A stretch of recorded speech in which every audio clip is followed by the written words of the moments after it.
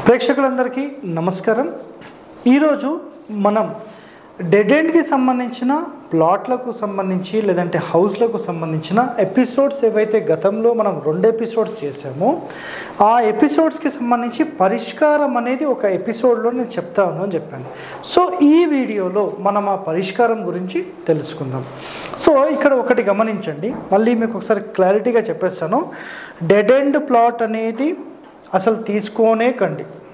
ఒకవేళ తీసుకుంటే దాన్ని ఎలా పరిష్కరించుకోవాలో నేను మీకు ఎక్స్ప్లెనేషన్ ఇస్తాను, అది ప్రాబ్లం లేదు. సో తీసుకోకపోవడం అన్నిటికంటే ఉత్తమమైనది. సార్ మరి డెడ్ ఎండ్ ప్లాట్స్ అసలు ఎందుకు వస్తున్నాయంటే గత వీడియోస్ చూడని వాళ్ళకైతే మళ్ళీ అర్థం కాదు. నేను క్లారిటీగా ఒకటే చెప్పాను, మనకు పూర్వీకులు ఒకటే ఏం చెప్పారంటే ఒక టోటల్ టౌన్ సెటిల్మెంట్లో అన్ని వైపులా రోడ్ ఉండాల్సిందే అని క్లియర్గా చెప్పేశారు. ఇది రూల్. ఇది టౌన్ సెటిల్మెంట్, టౌన్ ప్లానింగ్లో కంపల్సరీ 4 సైడ్స్ కూడా రోడ్ ఉండాలి, అన్ని వైపులా ఓపెన్ ఉండాలనేది వాళ్ళు చెప్పిన కాన్సెప్ట్. ఇది క్లియర్ కట్, దీంట్లో ఎలాంటి ప్రశ్న అనేది లేదు. మరి ఇప్పుడు ఈ డెడ్ ఎండ్ ప్లాట్స్కి సంబంధించి మనం గత ఎపిసోడ్లో తూర్పుకి సంబంధించి, దక్షిణానికి సంబంధించి అంటే ఈశాన్యం అటు బ్లాక్ అయితే, అటు డెడ్ ఎండ్ అయితే ఎలాంటి లాభ నష్టాలు ఉంటాయి, ఆగ్నేయం వైపు బ్లాక్ అయితే ఎలా, నైరుతి వైపు బ్లాక్ అయితే ఎలా, వాయువ్యం బ్లాక్ అయితే ఎలా, వీటికి సంబంధించి మొత్తం ఎక్స్ప్లెయిన్ చేసేసాడు. ఇప్పుడు చివరగా చూడండి, ఒకటి కొన్ని వాస్తు దోషాలు ఎలా ఉంటాయంటే ఆధునికులు చెప్పిన పాయింట్లో తూర్పు ఉత్తర ఆగిన ఈశాన్య దోషం. అంటే మనకు ఇది ఇల్లు అయితే రోడ్ ఇక్కడికి వచ్చింది, ఇలా సాగిపోయింది అనుకోండి ప్రాబ్లం లేదు. అంటే ఇట్లా 2 రోడ్స్ ఉన్నాయనుకోండి, సాగిపోతే ప్రాబ్లం లేదు. బట్ ఇక్కడ ఇది ఎండ్ అయిపోయింది, ఇక్కడ నుంచి రోడ్ వచ్చి ఇక్కడికి ఎండ్ అయిపోయింది. అంటే ఇది ఈశాన్యపు మూతపడిన బ్లాక్ అనేది ఆధునికులు చెప్పిన పాయింట్.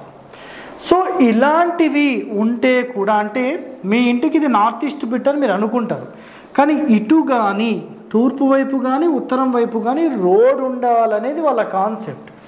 సో తూర్పు ఉత్తరం ఆగిన ఈశాన్య దోషం వస్తుంది, వంశనాశనము, సంతాన నష్టము, నో డెవలప్మెంట్ ఈ ఇంట్లో జరుగుతుంది అనేది వాళ్ళ కాన్సెప్ట్. కానీ నాకు తెలిసి ఇందులో ఆ ప్రాబ్లం ఉండకపోవచ్చు అని నేను అనుకుంటున్నాను. ఇదైతే క్లియర్.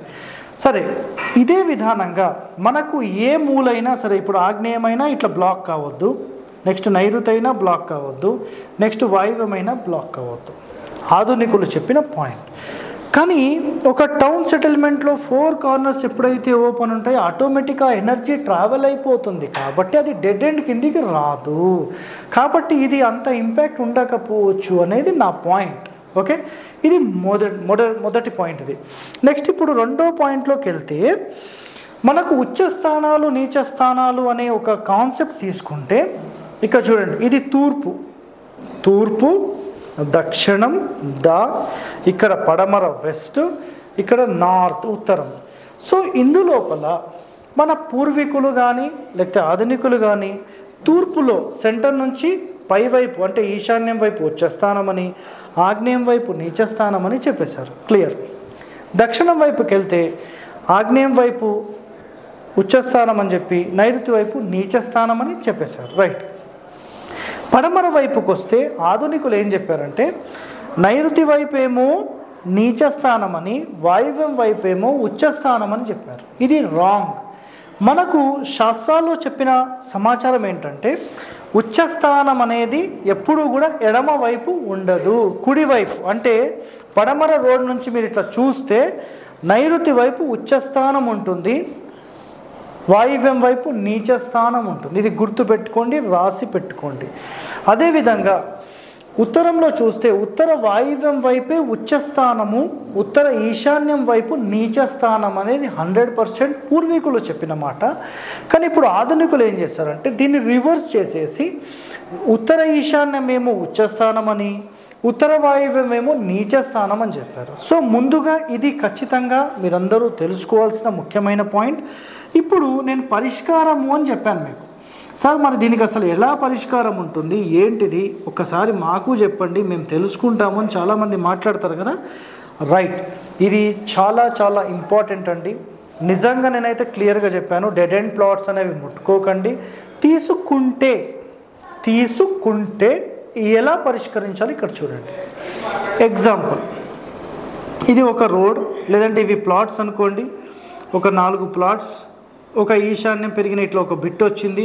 ఇక్కడ నుంచి ఇది డెడ్ ఎండ్ అయిపోయింది. ఇది రోడ్. మళ్ళీ ఇదొక ప్లాట్, ఇదొక ప్లాట్, ఇదొక ప్లాట్, ఇదొక ప్లాట్, ఇట్లా వచ్చాయి.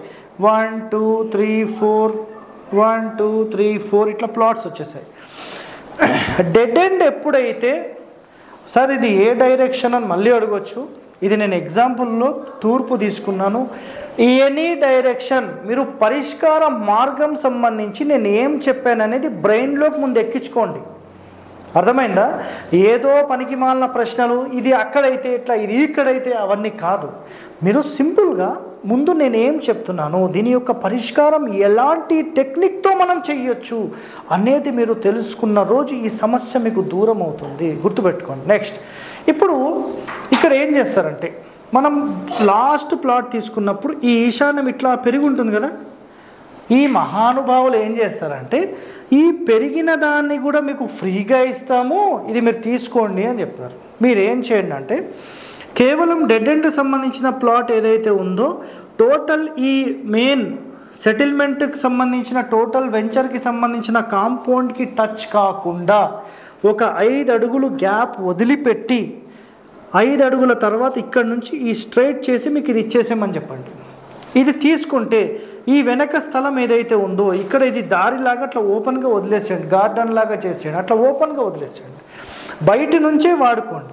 అప్పుడు ఏమవుతుందంటే 10 మంది యొక్క చూపు ఎప్పుడైతే ఈ గోడకు హిట్ అవుతుందో, ఈ హిట్ అయిన గోడ నుంచి డైరెక్ట్ ఈ మూలకి ఎవరైతే ఉంటారో ఈ టర్నింగ్స్లో వాళ్ళకే దాని ఇంపాక్ట్ అనేది పూర్తిగా ఉంటుంది. అర్థమైందా పాయింట్? సో ఇది చాలా చాలా టెక్నికల్గా మనం సెట్ చేసే ప్లాన్ అన్నమాట. ఇది ప్రస్తుతం అయితే ఆధునికులు ఎవరు కూడా దీని గురించి చెప్పలేదు. ఇది నా సొంతంగా నేను సెటిల్మెంట్ చేసిన ఒక కాన్సెప్ట్ అన్నమాట ఇది. సో ఇక్కడ మరి 2 రకాలుగా చేయొచ్చు. సార్ నేను మొన్న ఒక వెంచర్కి వెళ్ళాను, సో నాకు ప్రాబ్లం ఏంటంటే మీరు చెప్పినట్టుగా నాకు ఈ ఎక్స్ట్రా స్థలం ఏదైతే ఉందో దీనికి వాళ్ళు బిల్ వేయమని చెప్పారు, కానీ ఇక్కడ వరకు వాళ్ళ స్థలం ఉందంట, కానీ ఇక్కడ కాంపౌండ్ అయితే లేదు సార్, పొలాలు ఉన్నాయి, పొలాల వాళ్ళు కూడా ఇప్పుడేం పెట్టారంట, అదే రోడ్డు వాడుకుంటా అంటున్నారు సార్, మరి ఏం చెయ్యాలి? ఇక్కడ గుర్తుపెట్టుకోండి, ఒకవేళ ఇదంతా పొలాల ప్రాంతం ఉంటే మీరు ఇక్కడ నుంచి ఇలా రోడ్ ఇప్పుడు పాస్ అయిపోతుంది అనుకోండి, ఇలా రోడ్ అంటే రోడ్ ఇక్కడ లేదు కానీ జస్ట్ ఓపెన్ ఉంది అనుకోండి, ఒక పొలమో ఏదో ఓపెన్ ఉంది అనుకోండి, నేను చెప్పిన దోషం అనేది ఉండదు, అసలు ఉండదు. ఎప్పుడైతే ఇక్కడ ఒక కాంపౌండ్ గోడ వచ్చి సెటిల్మెంట్ అయ్యి దీన్ని బ్లాక్ చేస్తుందో, ఈ బ్లాక్ చేసినప్పుడు ఈ ఎనర్జీ మొత్తం వచ్చేసేసి దీనికి హిట్ అవుతుంది. మీరు ఒక ఎంటీ ల్యాండ్లోకి వెళ్ళి అరవండి, గట్టిగా అరవండి, ఎంతో స్ప్రెడ్ అయిపోతుంది. కానీ అదే ఒక రూమ్లో అరవండి, రిఫ్లెక్షన్ అవుతుంది. అయితే మన చూపు ఎంతవరకైతే రీచ్ అవుతుందో ఆ రీచ్ అయిన తర్వాత దాని ఇంపాక్ట్ ఆ పక్కలకే తగులుతుంది, గోడ ఉంటే, లేకపోతే అటు వెళ్ళిపోతుంది. Simple road. వాటర్ పోయండి, ఓ 10,000 లీటర్ల వాటర్ పోయండి, ఇట్లా పోసట వెళ్ళిపోయింది అనుకోండి, ప్రాబ్లం లేదు. ఈ గోడకు టచ్ అయ్యి మళ్ళీ రివర్స్ వస్తే మీకే కదా ఇబ్బంది. సో ఇక్కడ కాన్సెప్ట్ ఏంటనేది నేను ఇప్పుడు క్లారిటీగా చెప్పాను. అలాగే ఉచ్చ నీచ స్థానాలు అనేవి ఇక్కడ మొత్తం కూడా ఆధునికులు రివర్స్ చేసేసారు. ఇప్పటికైనా దాన్ని కరెక్షన్ చేసుకొని మనం ముందుకు వెళ్ళాలనేది కాన్సెప్ట్. మహానుభావులు ఆధునిక వాస్తువులు ఎంతోమంది ఉన్నారు, కొన్ని పాయింట్స్ కరెక్ట్ చేస్తున్నారు, కొన్ని తప్పు చేస్తున్నారు. మరి సరైన దారిలో నిజంగా వెళ్తే మన ప్రజలందరూ బాగుపడతారనేది ఒక లక్ష్యం అండి. ఒక లక్ష్యంతో పని చేస్తున్నాం మనం. సో మీరందరి సపోర్ట్ మాకు కావాలి. మన ఛానల్ని సబ్స్క్రైబ్ చేసుకోండి, లైక్ చేయండి, 10 మందికి షేర్ చేయండి. ఓకే, థ్యాంక్ యూ అండి, ధన్యవాదాలు.